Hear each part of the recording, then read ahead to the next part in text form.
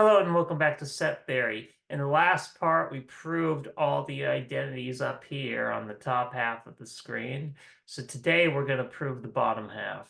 So let's have at it. Here's our next theorem. It says that if one set's contained in another, that is subset, then when you take the union of those two sets, you get the bigger one, the one that's containing. Let's prove the forward direction first. So assume that this is true. Assume A is a subset of B. We want to show that this is true. We want to show that A union B equals B. How do we do that? Well, here's the thing. What is A union B? Well, that's just the same as the set of X such that X is in A or X is in B, right? Okay. But here's the thing. This condition right here tells us that whenever X is in A, X has to be in B automatically. So this whole part can then be simplified to just saying X is an element of B. Okay?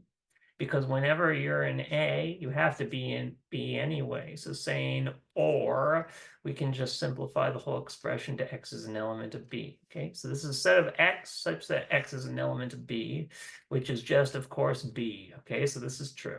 Okay, so that verifies whenever this is true, this is true. Okay, but what about the converse?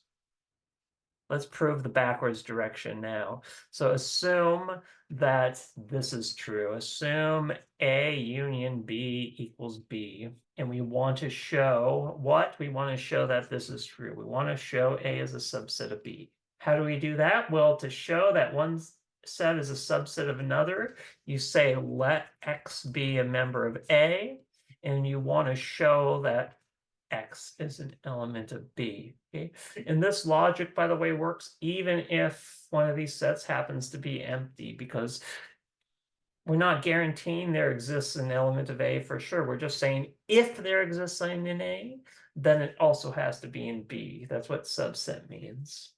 Okay, so how do we prove this? Well, here's the thing.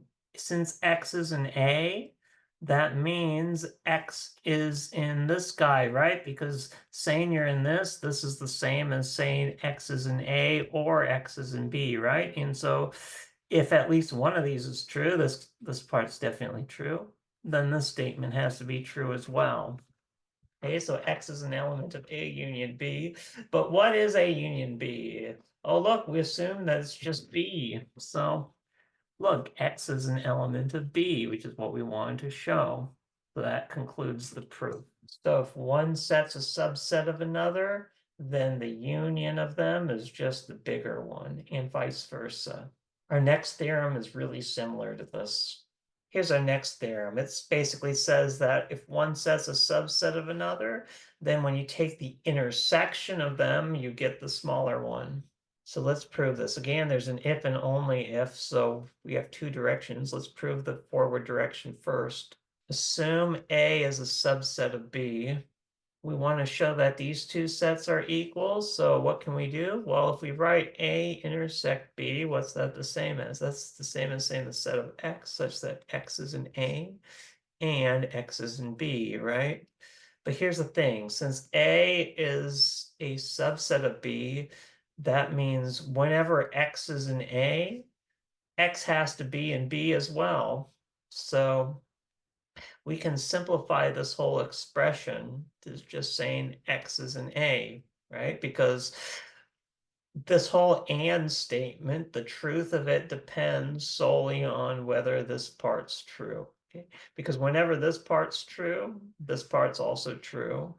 And whenever this part's false, well, it doesn't matter what this part is, the whole thing's false. Okay, so this is just the set of X for which X is an element of A. And what is it? It's just A, okay? So these two sets are equal. So that proves the forward direction. Now let's prove the backwards direction. So for the backwards direction, we want to assume that this guy is true. We want to assume that A intersect B is equal to A. And we want to show that A is a subset of B. So what we're going to do is we're going to let X be an element of A, and we want to show X is an element of B. How do we do it? Well, here's the thing. Since X is an element of A, and A is the same as A intersect B, then by substitution, we know that X is an element of A intersect B, right? But this is logically the same as saying X is in A and X is in B. And well, we don't really care about this best part, but hey, look, X is an element of B. So that proves what we wanted to show. So if one set's a subset of the other, the intersection of those two sets is just the smaller one, and vice versa. Here's our next theorem. When you do A intersection with A union B, you just get A, okay? And so now why is that true? Okay, well, note that A is a subset of A union B, okay? And why is that true? Well, whenever you're in A, then you're in A or you're in B, so you have to be in the union, okay? But by one of the theorems we just proved, this is true if and only if the intersection of both of these sets, one's the subset of the other. When you take the intersection of these two, you have to get the smaller one. So this just comes out to be A, that theorem we proved earlier. Okay, what about the same theorem, but we change all the intersections to unions and vice versa? Well, it turns out we also just get A, but let's prove it. And the proof is very similar. Okay, note that A intersect B, this is a subset of A, right? Because whenever you're in A intersect B, this is the same as saying you're in A and you're in B. So if you're in A and you're in B, then you have to be in A. So these are subsets. So this is true if and only if, by one of the theorems we just proved, when you take the union of these two sets, you have to get the bigger one. So when we take the union of both these guys, what do you get? We get the bigger one, A. So this just comes out to be A, which is what we wanted to prove. Or is it? We wanted this to be A, right? But this looks slightly different. However, here's the thing, is this is the same as A union A intersect B. We can change the order because of the commutative law we proved earlier. Here's our next theorem. It says that A is the subset of the intersection of two sets if and only if it's a subset of both. So let's prove this. It's an if and only if, so we have two directions. So first, let's assume the forward directions, or just prove the forward direction, I mean. So assume this guy's true. Assume A is a subset of B intersects C, okay? Well, now here's the thing. We know that B intersects C is a subset of B, right? Because anything that's in B and in C has to be in B. Okay. So since A is a subset of B intersects C and B intersects C is a subset of B, then by transitivity of subset, that means A has to be a subset of B.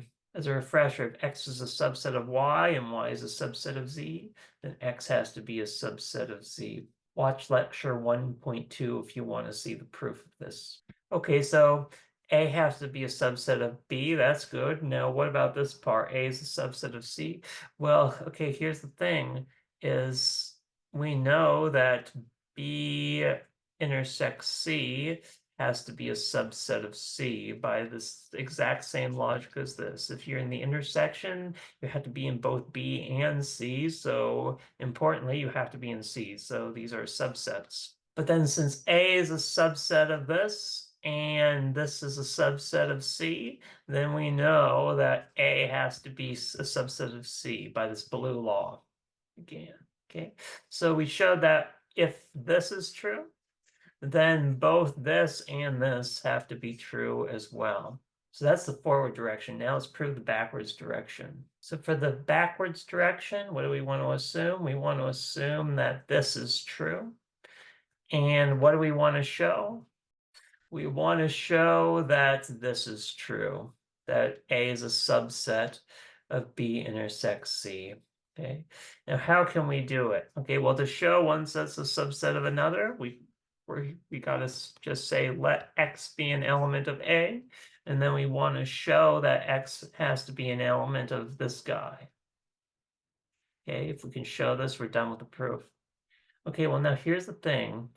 Since A is a subset of B and X is an element of A, anything in A has to be in C. So since X is an element of A, X has to be an element of B as well. So X is an element of B since A is a subset of B.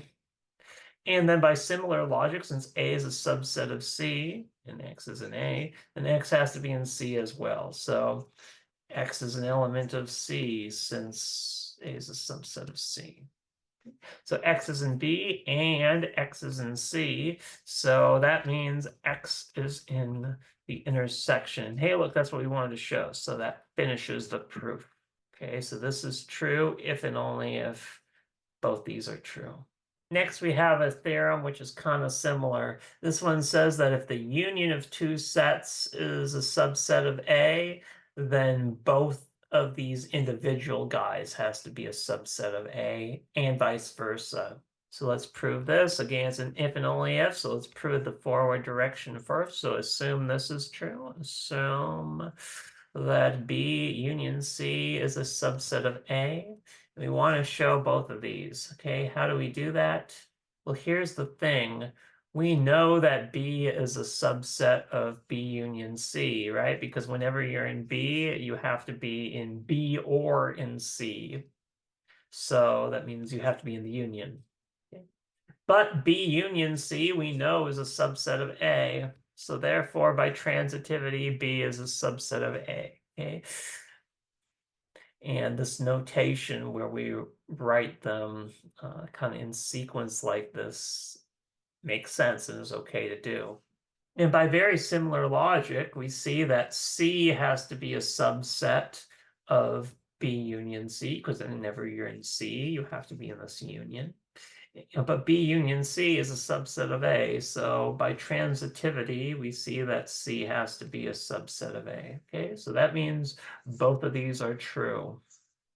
Okay, so that finishes the forward direction. Now let's prove the backwards direction. So we want to assume both of these are true. Assume that both of these are true, that B is a subset of A and C is a subset of A. What do we want to show? We want to show that this is true. Okay, now the strategy for showing subset is you say, let X be in this, and then you want to show X is in this. So let X be an element of B union C, and we want to show that X is an element of A. If we can do that, the proof will be complete. How do we do it? Well, since X is in the union of B and C, that means X is in B or X is in C. Okay?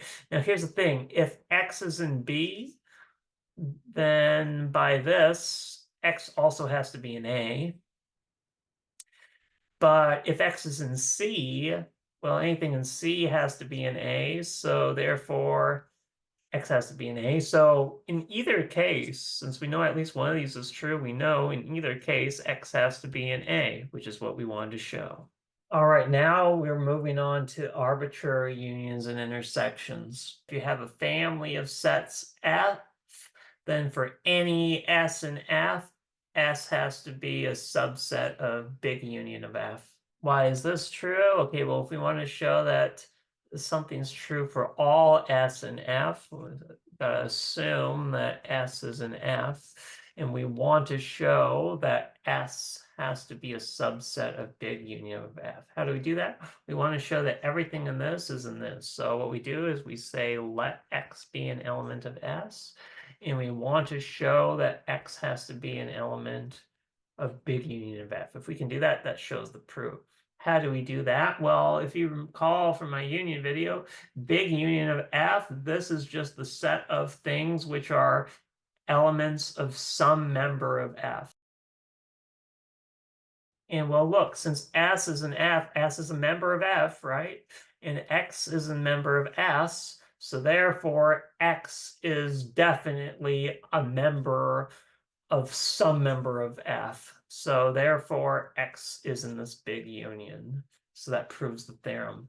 Okay, now similar version, but for arbitrary intersections. It says if F is non-empty, then for any S in F, big intersection of F has to be a subset of S. By the way, the assumption that F is non-empty here is important because if you recall from my last lecture, if you do the big intersection of the empty set, this is actually undefined. So that's why we need this hypothesis here. So let's prove this. So let's assume that F is non-empty, and also let's assume that we have some S in F.